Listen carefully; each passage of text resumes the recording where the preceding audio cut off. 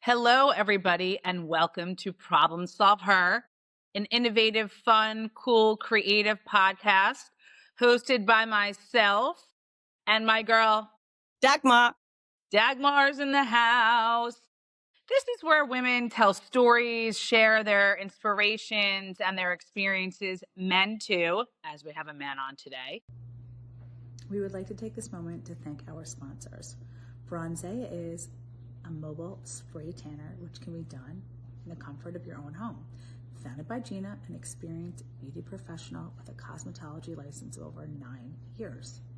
Bronzea was birthed by name and cross-pollinated from Bronze and Dea, meaning goddess in Italian. Gina really missed giving women that inner confidence and glow one spray at a time. So, are you ready to unlock your inner Bronzea and allow Gina to make you feel fabulous before meeting a family affair, maybe a night out with your significant others, or maybe it's ladies' night? So, please go to Bronzea Spray Tans at Instagram and use promo code ProblemSolvHer, no E on solve, for the month of September. And I would like to welcome to Problem Solve Her, Dylan's in the house. Dylan, aka DG, is a seasoned commercial real estate professional with over 2 decades in the business, closing over 500 transactions, 500, with big clients like George Soros, just to drop a name or two. Dylan, and I know this because I might be related to him, he has not only a lot of experience in the field, but he, like myself, although he has a different approach that I do, is excellent at forming great relationships quickly with people and being authentic. And he's a fabulous negotiator. And then during COVID, he pivoted like a lot of people, and he went into one of our family's businesses called Tiara Farm, upstate New York, very huge business, organic nuts and dried fruit with a roasting facility and a farm. And he created a tea line and did all the marketing and the sales. And then a few years ago, he decided to get back into commercial real estate because he's incredible at it. And he did a deal in St. Pete, which was the highest price per acre sold for a land deal with a huge developer there. And he has a lot of things on the hopper and in contract right now, as usual. He's always wheeling and dealing. But lastly and not least, Dylan's passion for many years has been holistic health and wellness. And he is recovering from a chronic illness that he on his own kind of figured out how to get through with love and, kind of healthy rituals and a lifestyle change that works for him. So without further ado, Dylan George Florea. My brother's in the house. Hey, D. Bro, I've never experienced that before. That's pretty exciting. I did it in one breath. I don't even think I skipped a beat. How was it? It was great. I don't think I've done 500 transactions. I think it's more like 300 plus, if I'm being honest. Well, Dad did. Sorry, my bad. However, I did run a sales office for many years, and I was, even though they weren't my deals, like where it was my buyer or my seller, there were dozens and dozens of deals that I oversaw and guided and coached and had my hands in kind of from the sides as an office manager and a sales manager. So anyways, that number sounded, I was like, wow, 500, but something like 300 plus. And then, but if there are deals that you're working on that you're helping assist push through the line, you have to include those. Right, Dagmar? Absolutely. Absolutely. Absolutely. Yeah, that's true. Yeah. So I'm honored to be here. The funny thing is I was thinking, problem solve her. So obviously I'm a man. So, we're solving problems, right? Yes. Men and women, even though it's problem solve her, we like to have on men as well because 25% of our audience is men. I'm pretty sure in commercial real estate and being a great negotiator, you have to have a plan B or plan C or rabbits in my hat. Dylan does too. Yeah, that's what I was not aware of the rabbits in the head, but that's what I meant. It's just a saying. Is that like a monkey mind thing, you mean? Yeah. Like the mind's all over the place. Is that what you mean by rabbits? No, rabbits in the hat, meaning that you can always. Rabbits in the hat. Yes, but you know that saying. Like we used to say, That's Dave like, used to well, pull rabbits out of hats all the time. It yeah, means it's like you my father, Magic, find a way to make like the deal happen. It's like magic just occurred. like a right. magician. I didn't hear my father, who trained me in the business for my first 10 years of my career. He used to love to use that phrase. Exactly. He would say it was like I pulled a rabbit out of a hat out of nowhere, because I would come up with a lot of things. I would come up with a buyer out of nowhere, so to speak, that would swoop in and buy this really like overpriced thing, or I pull, I was really good at aligning buyers and sellers, and I kind of had like a nose, a metaphorical nose for that type of a thing. The nose knows. Yeah, I pulled some rabbits out of hats. Yeah, that's a good one. I like that one. You like that one? Yeah, I do. It's interesting also because Dagmar, and a lot of people don't know this about Dylan, he went right from high school and said to my dad, listen, send me to college. That's cool. Waste your money, but I'm ready to go to business now. And a lot of people do that. They're ready for business and they want to rock and roll. And he got in at when all of his friends were like, at school. Dylan was going to the office at 8:30 in the morning, and he was wearing a suit, and he was in the boardroom with some big guys like like I said, George Soros and some of the biggest developers in New York and Moynihan and all these people. And he got a lot of experience at a young age, and it came fast. Yeah. No, I know you love doing a lot of name dropping, but I was never in an office, and I appreciate you boosting me up. But I never was in an office with George Soros. However, He's like editing my credentials that I try to give him. well, no, I just wanted to clarify that I did do a deal with George Soros's American real estate fund, which I think was called American Real Estate or something like that. And as a matter of fact, if we're doing a little bit of bragging rights, he owned a mall in partnership with one of my clients that I had done repeat business with in Wayne, New Jersey. It was called the Wayne Town Center, and it was on a really crazy land lease where every single year, so you owned the building and the improvements on top of a piece of land, and you owned all the tenants and all the income. And it was a pretty significant mall in a very prime area in Wayne, New Jersey. However, it was on a long-term land lease that had like 70 something years left.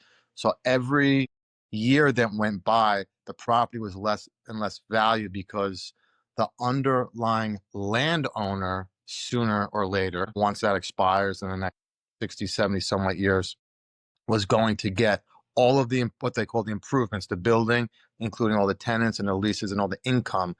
So a lot of people were like, hey, I love that property. I want to own it, but it's got a lot of hair on it. And Cushman & Wakefield, which is the largest, or one of the top 3 largest commercial offices in the country, had the exclusive on it. And they had it for like 6 months. They couldn't do anything. And I went and I had this large physical book. It was like an encyclopedia called the Shopping Center Directory.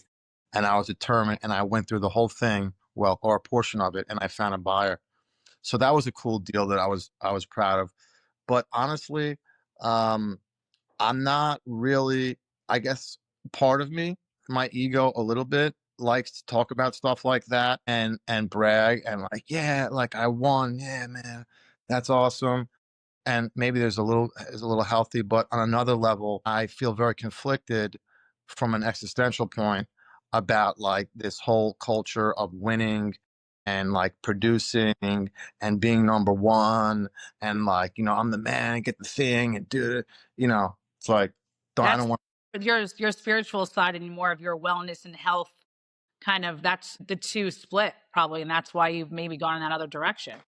Yeah, I mean, I'd like to, create cash flow and be able to sustain myself. And I do like the thrill and the art of the deal and all of that on one hand, but I guess I'm just also speaking. I'm noticing I'm getting a little triggered about this, what I see in society around, there's so much like, I'm scrolling on social media, I'm looking on, and there's so many advertisements for like sales and more and bigger, and I did this, and look at me, and I'm the guy, and the Elon, and I'm a billionaire, and the thing, and the blah, blah, blah, blah.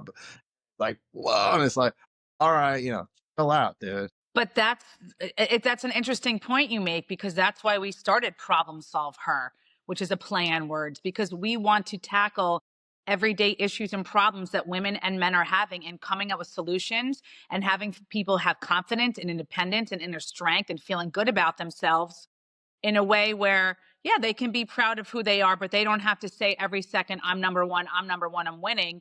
But it could be like the smallest of things, right, Dagmar? We talk about this all the time. It could be where the cats are behaving for Dagmar today and no one's spilling everything everywhere, and she's got a nice, flowing, cool day. Yeah, totally. Yeah, I think what I was saying was that I guess with everything in life, I'm seeking a lot of some sort of a balance. And I also hope and pray in the world that people, have some sort of a balance as a society. I was referring to the very hyper polarized state of being that's like really, hardcore, just pushing the envelope, like, winning all the time and bigger and better. And then we lose sight of our humanity and things that are, important in life, aside from making money and accolades and financial and work type of success. So I'm just speaking to that own inner conflict that I kind of wrestle with myself. I was just kind of thinking out loud, talking about some of the great success and accolades I have. And it is awesome. It's great for my confidence. And it's great if you're making money, and it's fun. It's fun making deals with your friends and your associates, and it's exciting. I mean, there's pros and cons, but I'm always looking for that, I guess, that balance and to keep things grounded. Dagmar, you relate to that. You talk about that all the time. Yeah, I think that's beautiful, especially because it's coming from a man, because I think women, they are naturally a little bit more on their spiritual side. And from just a second, I have a very impatient little one here.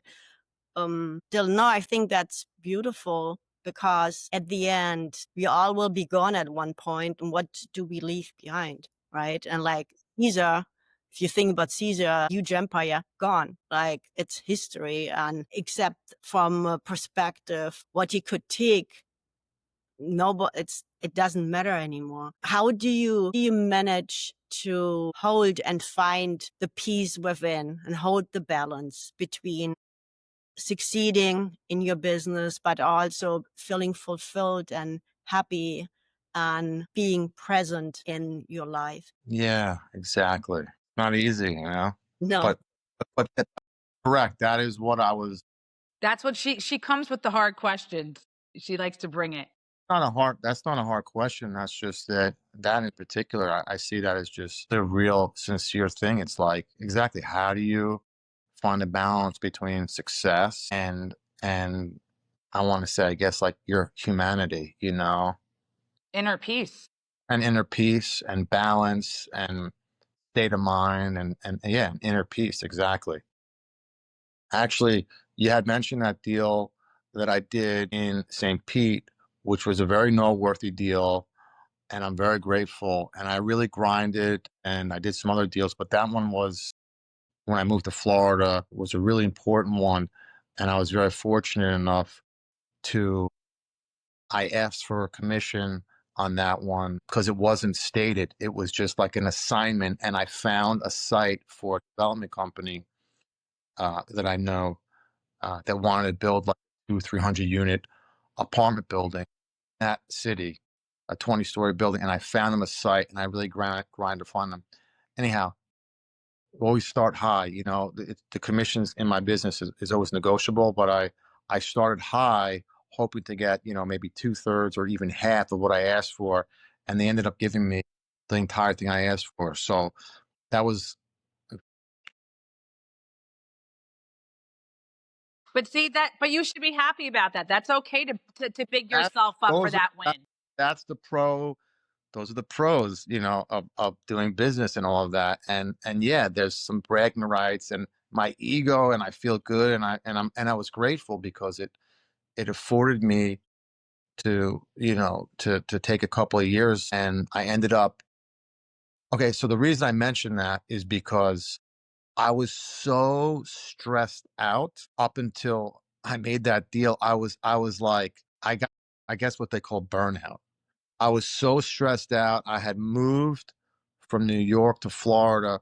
My cousin, who I was working for, who you mentioned in the organic food space, he was so gracious enough to keep me on salary for months when I first moved here, and I was doing very minimal work, and he kind of phased me out and helped me land. But I was with a friend of mine, and I was in a new state and a new scene, and it was during COVID, and I was really nervous. So I knew that that was going to end. My cousin and I weren't getting along, and we were butting heads, and that whole cycle was ending. So I knew I had to like I had to support myself. So I was really grinding really hard. I was driving all over the place, canvassing and, you know, doing a lot of things, and it paid off. But I remember I was driving over the bridge that day, and the guy was yelling at me on the phone, and I had like an anxiety, attack kind of a thing, and my nervous system like got so overwhelmed, and I was driving over the bridge, and then the bridge was like clogged, and on the thing, and then I was on the bridge, and I was like, I can't take, I had a meltdown, not just emotionally and psychologically, but physically, and I didn't know what was going on, but it ended up kind of catapulting me into this thing where I had this issue with my nervous system and my whole entire gut and my microbiome, and it sent me on a health journey to help recover from some health things that were probably building up for a long time. But again, I'm mentioning it again, going back to what I was saying is that there are these like I was grinding so hard, but I fried myself out. Maybe I didn't have to stress myself out as much as I did and go as hardcore about it as I did, but that's how I go. So yeah, so that brings back to that whole thing, and was a gift because that kind of forced me to really look at all of these more, I guess I'll use the word like existential or kind of holistic, looking at life from a holistic place, is that you got to balance everything. So that was pretty tough what I went through, but it was also, in a way, it was a gift, and I learned a lot. I learned a lot from that. But yeah, the ironic thing is that I'm happy to answer any questions, by the way, but it's funny because the name of your show, Problem Solver, is, I mean, that's a lot of what I do in my business. So I think it's pretty cool that you have this because, as we all know, even my friends, people start businesses. They're like, find something a problem that you could solve. There's millions of problems that need to be solved every single day, right? Whether it's a plumber or something simple to something very complex, there are all kinds of problems that need to be solved. We're Digital. here. We're just trying to solve them one at a time Yeah. on a So smaller scale. I love to tell myself I don't have any problems. No, buddy, we all have problems. I know it's like a mantra. Everything is, not, but the truth is there are. I mean, we could call them more like roadblocks, but yeah, there's problems every day that need to be solved. But the ironic thing is that in the business that I've been in for a pretty long time, the whole thing is about solving problems. Putting people On together. Yeah. a Negotiating. basis, I'm solving problems, and a lot of those problems are, I'm really like a mediator. What I do is not really hardcore sales. I'm really like a mediator and a facilitator. You bring people together. Yeah, of a buyer and a seller, but you have to deal with a lot of personalities, and there's a lot of different psychology, You have to learn people's psychology.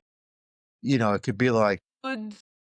yeah, what side of the bed they woke up in the morning, or if there's something going on politically, or they got into a fight with their wife, their spouse, or Don't talk to them on that day because you could lose a deal on that day. yeah, I'm just throwing out right. I'm just throwing out random things. Their son just got suspended from school, and he's fucking pissed off because he was cutting and smoking weed. Who knows, man? Or All their kinds of things. the partner screwed. I mean, there's so many, and then you have these big egos. Um, because a lot of the clients that I represent, if they're not institutional companies, then they're just private high net worth individuals that have built up large portfolios. So you get these big egos, get these big egos, and then you dealing with people who are like, oh, they're selling. One guy's buying his shopping center, and the other guy's selling, and then they get into an argument.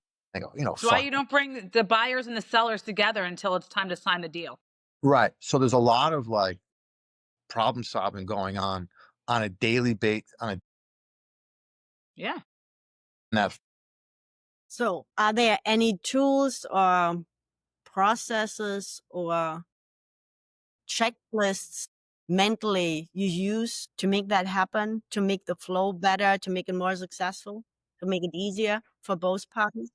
Well, pertaining to the personalities and all that kind of stuff, you mean? I really use the same type of approach that I use towards life and how I relate and how I observe other people relating to one another. I use the same type of philosophies and tools that I do in my personal and my outer world from work, which is, how would I say it?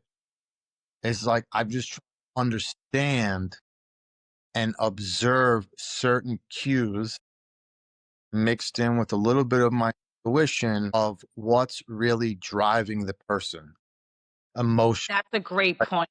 and psychologically. I try to tune in to see What's really driving the person? what's driving them, right, psychologically or emotionally, because I've learned a lot, and I learned that just from my experience and observing that, yeah, certain things, I use the word drive, certain things motivate or drive or push people to behave certain ways.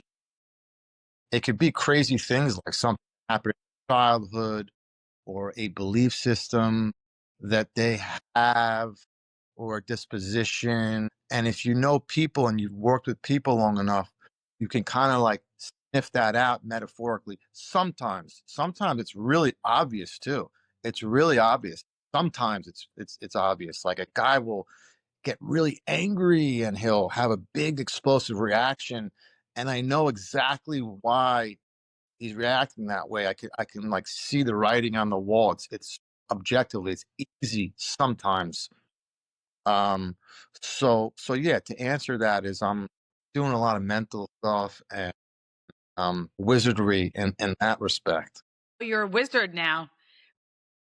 Sorry, go ahead, Dad. Ed, how do you shift the mindset of an angry person that he's able to work with you, that's able to be present so that you can help him being successful? Well, I usually try to kind of like deflate it and shift the energy. Usually if you meet fire with fire, then things usually explode. So I try to like, be the observer and kind of deflate the situation. Yeah, I'm not sure how to. Can you ask that one more time? So if you get a call or if somebody's coming in and they're really upset, aggressive, not about you, but about what happens right before at home with the wife, with the kids in the traffic. So they're bringing in this negative energy into your space. Yeah. And at the moment when they bring it in, from my experience, you really cannot work with them because they don't hear you and they don't see you. They are still in what happened 5 minutes ago, half an hour ago, an hour ago. They're still emotionally in that situation. How do you shift their energy that you are capable of working with them on whatever they want to focus on, or what makes you and them successful? Sure. Well, typically what I'll do is I'll attempt to kind of change the energy in some way. Like I'll invite them to maybe chill out a little bit, Or you know? maybe add humor. You're very Yeah, good at doing that.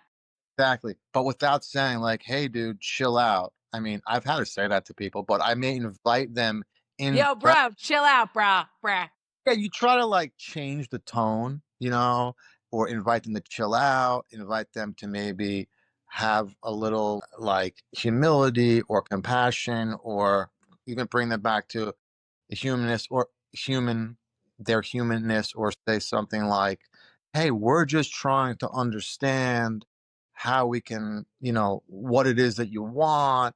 And I'm working, I want to help solve the problem literally.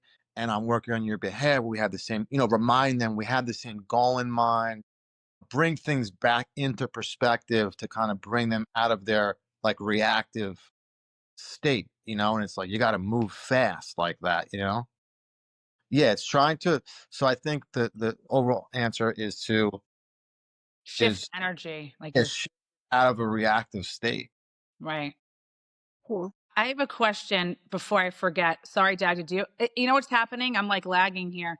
I have a question before I forget because this is a totally different moving to another space, but it was brought up in the beginning, and Dagmar and I have been talking about this a lot. A lot of men don't show their vulnerable or more, like a feminine side. They're super masculine and they're like really aggressive and, like you said, winning and egos. How do you find, because you're very in touch Oh and my more god. spiritual, what do you think men can do in general to try to bring that side out more? Because I think that they'd be more successful in life and in their relationships because you've found a way to do it. But a lot of guys won't show that side. They're scared to do that. I'm really glad that you asked that because that was something on my mind. As you phrase a little differently, but personally, I've wrestled with this whole thing my whole life, where there's this dominating energy with men, and I guess it's I mean, primarily, I never really excelled in a high level. I was average, like in athletics. That's not true. You are, Dylan. You were always really good at tennis and golf. You went to Nick Bollettieri tennis camp. All the top players in the world go. That's not true, Dagmar. So I he is a appreciate. great athlete. He's downplaying it. No, I appreciate that. What I was saying was I never reached like, top levels like collegiate or semi pro, where it's really like top level stuff. And I'm sure, especially it's physical and psychological, that warrior energy is needed, and so forth. I'm sure like in high intense athletics, there's like a lot of dominating going on. But in the business world, there is this energy that's is like hyper masculine, but in a toxic way. And it's so dominating. It's so dominating. And but it's not just with business. I notice it's like, just in interrelational aspects, in friendships, in socializing, there's this dominating. I mean, we see it in the political arena around power and dominance and dominating. And I've had to deal with that in my life across the spectrum of all my relations and doings. Even my father, who I love so much, and he taught me so much, he has a very, very dominating aspect to him. My cousin, who I worked for, who was like a brother and almost a father, he is like so dominating. I mean, he's even a boxer, and he'll even tell me, if you got a problem, I love you, man. I'll kick your fucking ass. There's like this like dominating energy with Buddy, men. it's the Florea blood. It's on that side of the bloodline.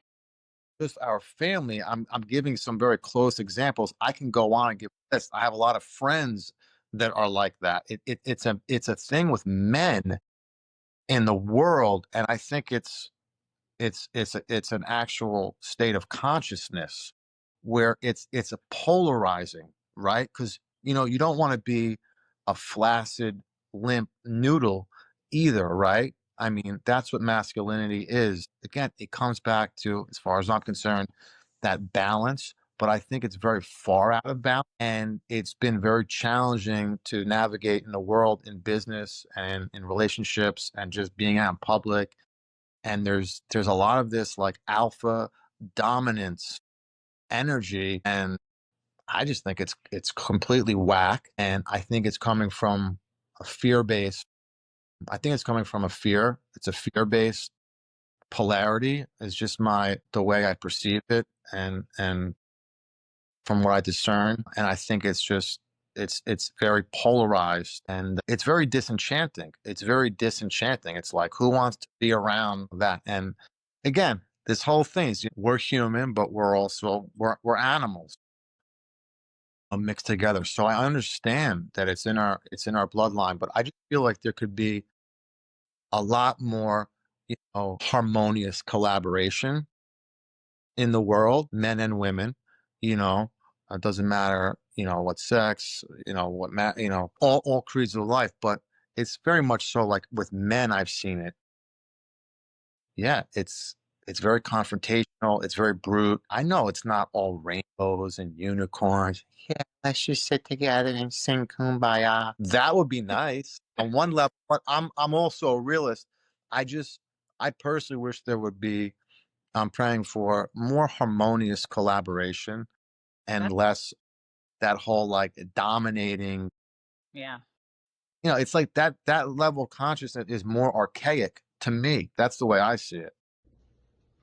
We would like to take this moment and break in the episode to thank our sponsors.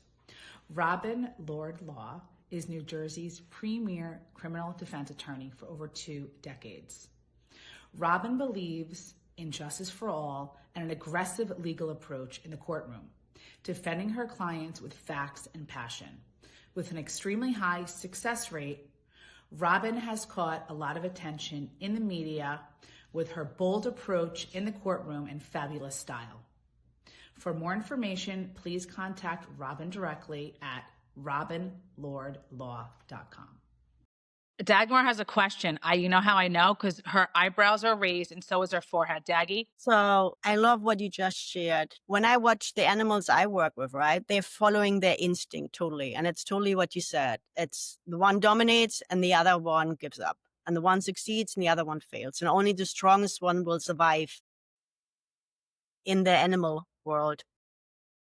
From what I see, humanity is, we have a consciousness, what you talked about a lot today. And it's our choice to choose awareness and to live this balanced life where the animals don't have the choice because they don't have the consciousness and awareness to change their instincts and their behaviors.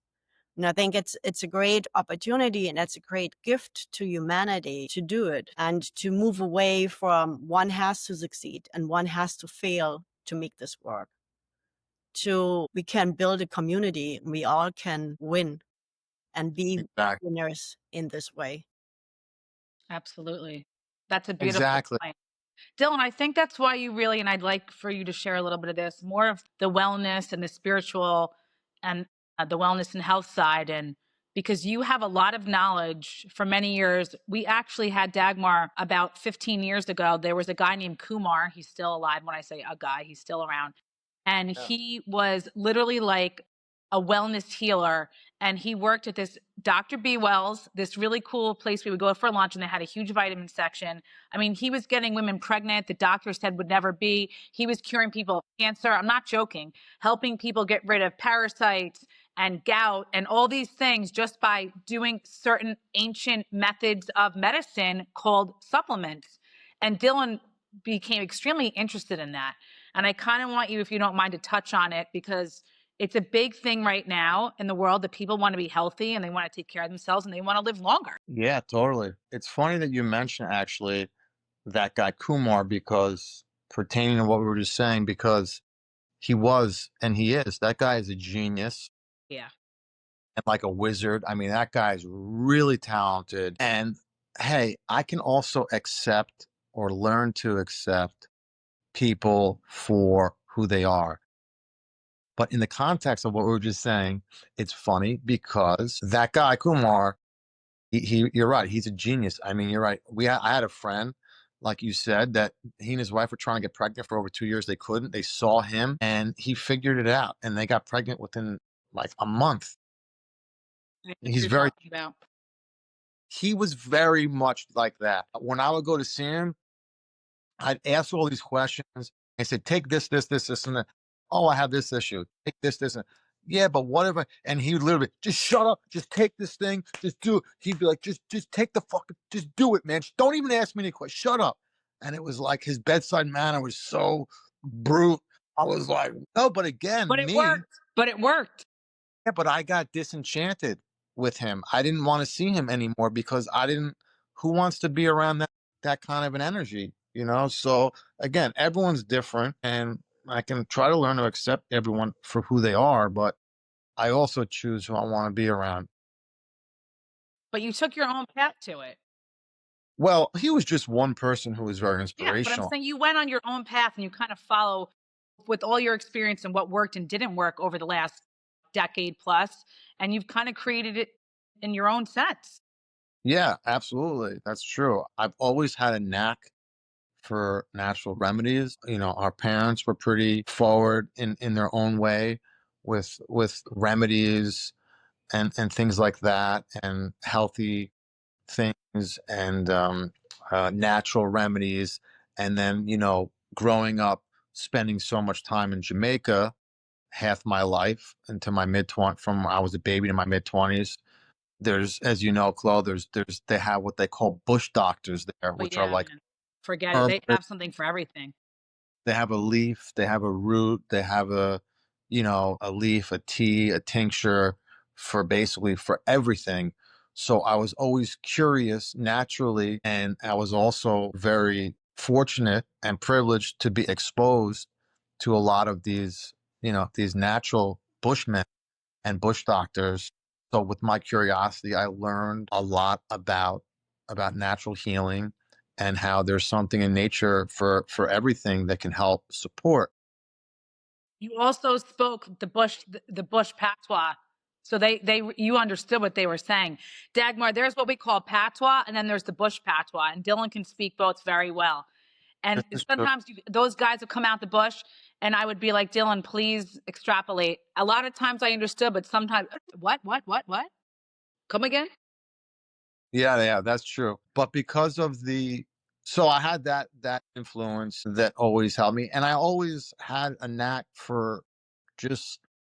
I never really trusted the system and the pharmaceutical system, because my intuition, it's like, this isn't really natural. However, years ago, I had some really very, very challenging issues with anxiety and depression. And there were times where I was crippled, and I was so desperate that I took antidepressants, and things like that for years. And I remember the thing I used to take was like, I used to take this thing called Effexor. I took Effexor for years, and it was like those little capsules, and then you opened it up and it had these little beads in them, and they were orange.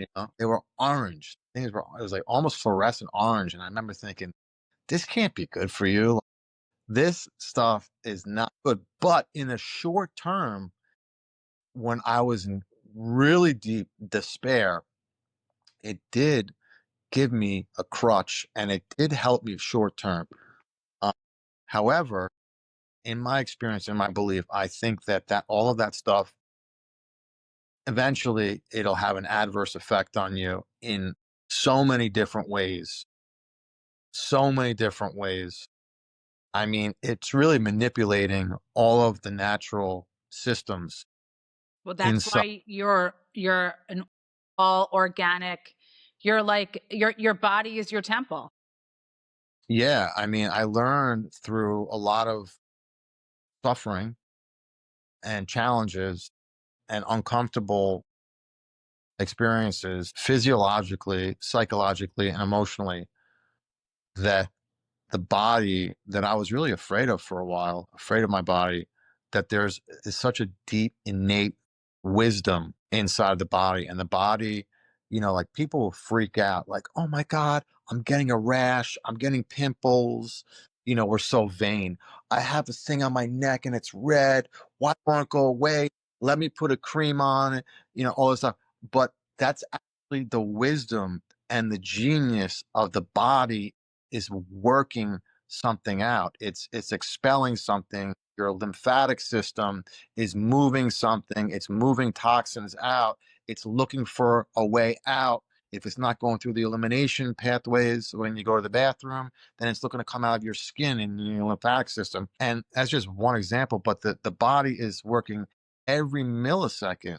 It has innate wisdom to flourish and to really be in homeostasis. And I learned that, and it's pretty cool. Yeah, that's pretty cool. I think it has to do something to, like what you said, with your upbringing and in what culture you learn your foundation wisdom. Like coming from Germany, we use essential oils and tinctures and pendulums and crystals, and like it's totally normal. And what I experienced by traveling through the world, Asia does that too. So But yeah, they have a big, sophisticated technology. I call it technology. The Chinese. yes. So I think a lot of the Western cultures, because of the lifestyle, a very fast lifestyle, right? And a lifestyle focused on status, where other cultures more focused on harmony or community or nature, being one with nature. So do you see that this influences it too? What, like the problems you're dealing with and the solutions you have available? I'm not sure of the question. I totally resonate with everything you were saying, by the way. From your life experience, like we're doing the podcasts, right, for our listeners, so that Yeah, they can find solutions for their problems. So if I'm living in a Western culture and I'm used to what you said, like you have to win, if not you're a loser, a failure. right. You have to perform. If you have a migraine, you take Excedrin. And if you don't have time to cook, you go to whatever. You go to the fast food chains and eat something. You eat something quick, and then you can go back and pick up the kids at the practice or go back to work. From your life experience, what could be a trigger and what could be a disruptor that you really have the ability to follow the path you followed? Like you had triggers, your trigger was a burnout. You realized like you couldn't do what you were doing anymore and you had to change if you wanted to be here healthy and live a healthy life. So you created your own environment to make this possible. Yeah. Yeah. Again, I'm not sure of what you're asking me, but Let me try to rephrase it. No, because every Dagmar is really good. She extrapolates when she asks the question. So she goes into the yeah, detail, which people like. What she's yeah, saying yeah, is, what are the that's the triggers? thing you're saying, by the way. But what was the question? I got it. Wait, let me try because we're related and we share DNA. Let me see. Ready? So Dylan, Okay. all these types of things and these triggers, right? She's saying to be a disruptor, meaning that what can you do to stop that, halt it, and what insight can you give our listeners so that you don't always have to win and be number one and listen to your body and be more one with nature. What basically advice would you give to men, especially 25% of our viewers, like just to be a more cooler, less aggressive, don't have to win every second kind of guy and still get all the girls and be cool? Wow. Listen, we all have to do what we have to do on one level. Like you have a raging headache and you got a meeting or this or that. Sometimes you're in a pinch, in a crunch. Take some Excedrin or an Advil, or yeah, I mean, there's just some things that are almost unavoidable, or you're in a rush and you got to grab a quick snack that might be lame and not, really like with nourishment and stuff like that. So sometimes we're in a pinch, we have to do everything. For me, and what I would encourage anyone is to be consciously aware of creating a lifestyle where you have rituals and practices and awareness around creating the level of health and balance that you want, and being every day towards something like creating space to in the morning to clear your head, or maybe pray, or just have a moment of gratitude instead of just picking up your phone immediately, to make sure that you're nourishing yourself, to make sure you're getting the proper rest. I mean, I'm actually building a website and a business and a consulting business on the side, to coach people around this. I can get into, a whole lot of No, don't detail. save it for Problem Solve Him. Just give a Yeah, sprinkle. Don't get into it right now. I can get into a lot of details and protocols and very Just give specific. them a crumb. Don't give it Well, out now. what it really comes down to, is self-love. Yes. So Amen to that. get into all, we could do another podcast, and I'll be happy. I'll be grateful if you release when I put my whole program together that I'm working on. Um, we can get into all the nitty-gritty, but really what it comes down to is making choices that come from a place of self-love. I had a mentor for at least 10 years of my life who was a chiropractor and a naturopath and a professional athlete and a coach and did a lot of things. And he was my life coach. He was like a life coach for me. And he always used to tell me, I remember I was so effed up at one point. I was in such a horrible state on every front in my life. I was a basket case and I was like spinning out. And I came into his office. I've been seeing him for a couple of years, and I just broke down to him. And he said, go home and watch the movie What About Bob? Remember that movie, What Yeah, of About Bob, course. with what's his name? Oh my God, what the I'm heck looking is at it? his face right now. I'll He's tell like you. I know. I'll tell you in 1 second. Give me a minute. I'll tell you in a second. having a brain freeze. Dagmar's Googling it right now. I can hear her chomping on the computer. Oh no, I'm looking it up. Oh, you are. That's I thought it was Dagmar. the Bill Murray. Bill Murray. I saw his face. I was looking at him. My God, Bill Murray is in the movie What About Bob? He's also a complete train wreck. He can't go in an elevator. I can't go here. I'm a hypochondriac. I'm a go over, and he goes to see this psychiatrist, and the whole thing he tells him is, Bob, take one baby step. Take one baby step. Take one baby step. So it's a really funny movie. But the point is that my mentor, he always used to encourage me to take a baby step every single day, even if it's literally a tiny little baby step, even if it's drinking one glass of water. And you could, I'm just giving an idea of something simple, and you can change the volume. But the point is to always be putting one foot. My father used to also encourage me to do the same thing. Put one foot in front of the other You every have day. to walk before you run.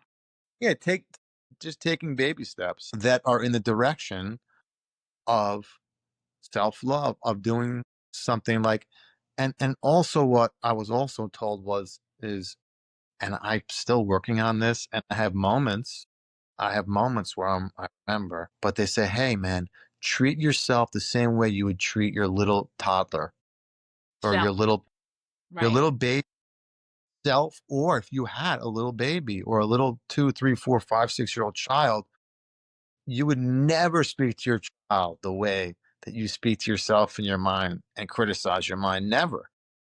Be gentle and loving. And Give yourself grace. it sounds kind of corny and maybe silly to some. Even as a man, I feel a little silly saying that, but not that silly, because it's true. It really goes a long way. It's self-love.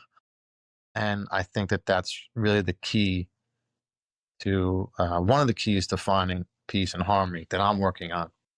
Yeah. So I don't know if that answers your question. No, it totally answered my question.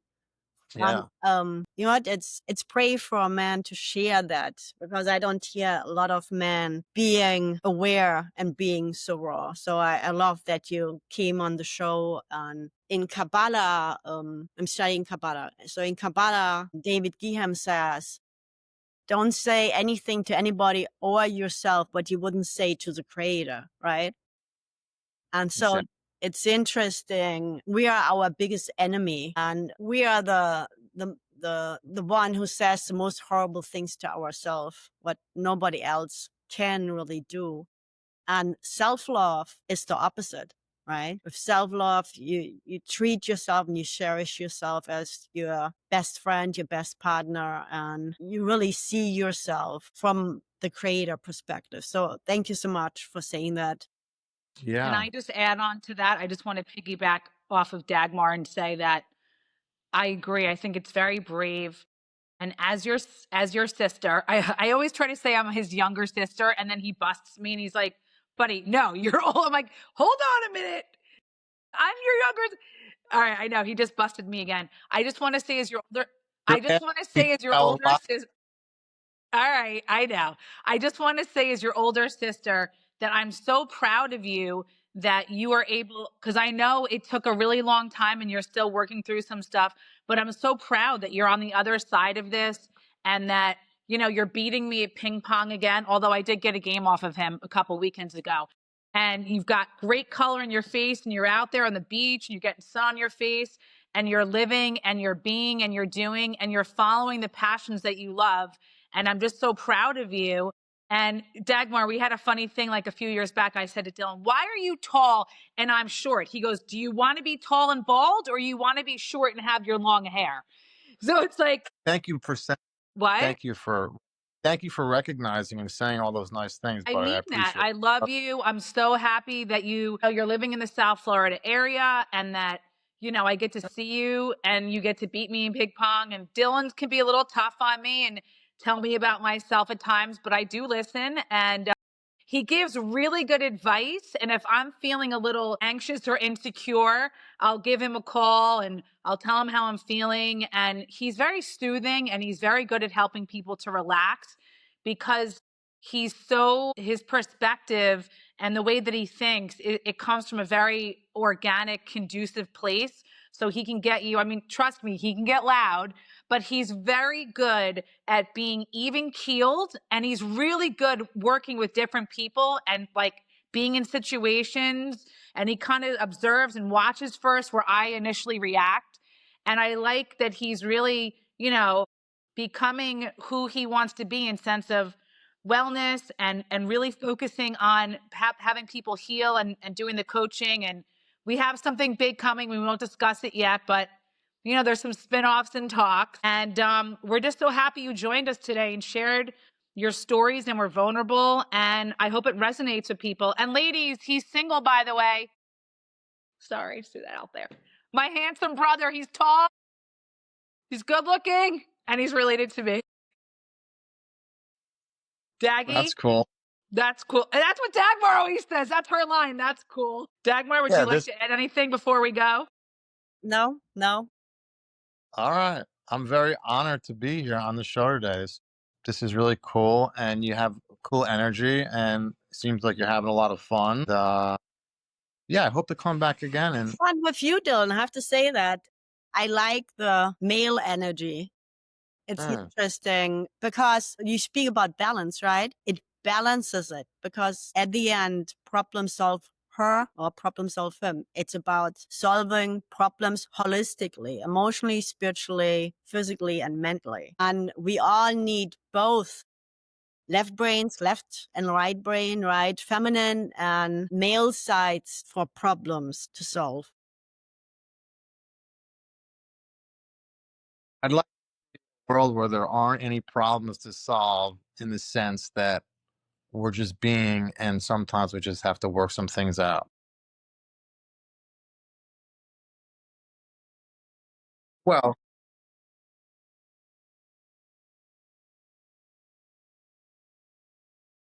Well, I was like I said, I'm rolling out that consulting business. I'm building a website for it. You can reach me on LinkedIn.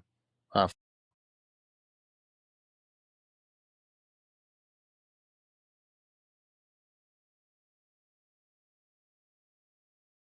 Shopify, Apple Podcast, here on YouTube, and just use our handle, Problem Solve Her. I'm on Instagram also. It's what's my Instagram? Yeah, Drop it in a link maybe later. Drop it like a top. Love you. Thank you Thanks. so much, Dylan. Was awesome. All right. Take care. Bye-bye. Please note that the views shared by our guests are their own. We invite honest stories and diverse perspectives, but they don't necessarily reflect our opinions or serve as professional advice.